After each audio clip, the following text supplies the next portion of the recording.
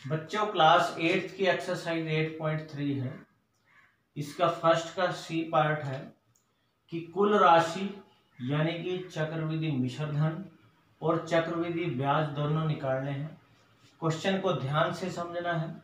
जैसे इसमें क्या दिया हुआ है कि 62,500 रुपये पर, ये तो है हमारे पास इसमें मूलधन। मूलधन कितना है? 62,500 रुपये। समय कितना है इसमें दिया हुआ? 1/1/2 वर्ष। दर 8% वार्षिक है। अब ये चीज ध्यान देने वाली है, इसमें अर्धवार्षिक रूप से संयोजित करने पर ये अर्धवार्षिक लिखा हुआ है। अर्धवार्षिक का पिछला क्वेश्चन ऐसा नहीं था, उसमें वार्षिक रूप से था। अर्धवार्षिक रूप से का मतलब है हर आधे साल के बाद ब्याज लगेगा, हर 6 महीने के बाद लगेगा। तो यहाँ पे दर जो दे रखी है हमें वार्षिक यानी पूरे साल की दे रखी है, तो इसको हमें आधा करना होगा, यानी 8 के आधा करेंगे तो ये बन जाएगा 4%। अब हो जाएगी ये अर्धवार्षिक, क्योंकि हमें ब्याज जो निकालना है वो अर्धवार्षिक रूप से संयोजित का मतलब जुड़ना, हर आधे साल बाद ब्याज जुड़ेगा, तो ये आधा होगा। और समय का दुगना होगा। समय का दुगना क्यों होगा बच्चों? देखो, जैसे साल में 12 महीने होते हैं, तो एक साल में आधे आधे मतलब आधे आधे साल कितने हो गए? यानी 6 महीने का आधा साल एक, 6 महीने का आधा साल दूसरा, तो यानी साल में 2 बार ब्याज लगेगा ना, आधे साल बाद। तो इसलिए वो समय का दुगना हो जाएगा, क्योंकि हर 6 महीने बाद ब्याज लगेगा, समय का दुगना होगा और दर आधी होगी। तो इसको पहले तो सिंपल कर लो, 2 एकम 2 और 1 3, तो ये तो था 3/2 वर्ष। अब इसका दुगना कर लेंगे तो 3/2 का 2 से गुणा कर लो, 2 से 2 कट गया तो ये बन गए 3।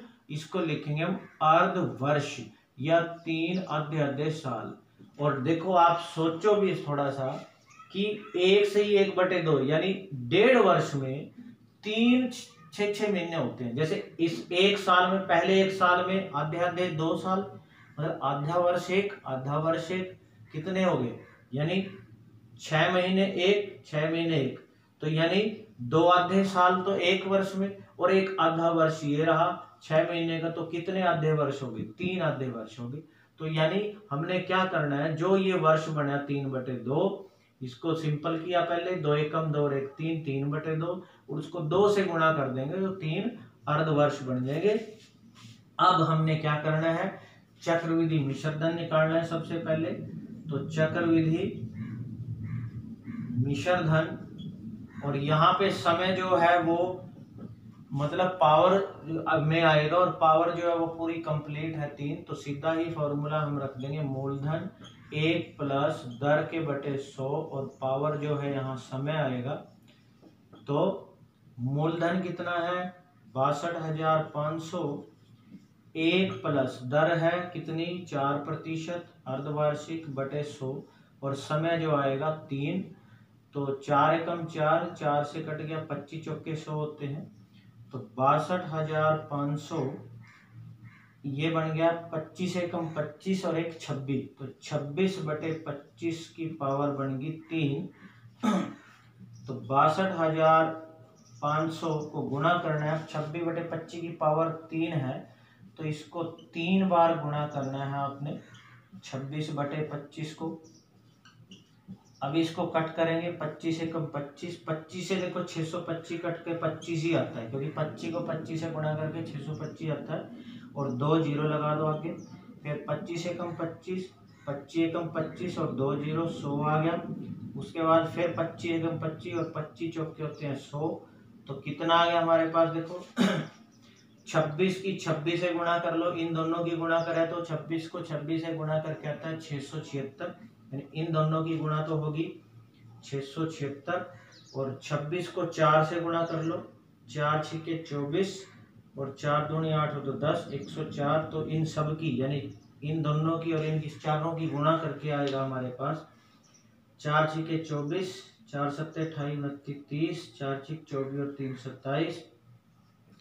उसके बाद ये 0 0 0, फिर आएगा 6 7 6, 4 0, 7 और 6 13, 7 और 2 और 1 10, तो ये आ गया 70,304। तो ये हमारा आया चक्रवृद्धि मिश्र धन, यानी ये तो आई कुल राशि। तो चक्रवृद्धि मिश्र धन आया, ये कुल राशि आ गई, और चक्रवृद्धि ब्याज, अब ब्याज कितना आया, मान लीजिए आपने 62,500 रुपये उधार लिए थे और इतने उसको वापस दे रहे हो, तो कितना ब्याज लग गया, 70,304 में से आप 62,500 को घटा दो, तो घटा के कितना आएगा, देखो 70,304 में से 62,500 को घटाओगे तो 4 0, 13 में से 5 गए 8 और 9 में से 2 गए 7, तो 7,804। तो ये आया हमारा 7,804 ब्याज आया, 7,804।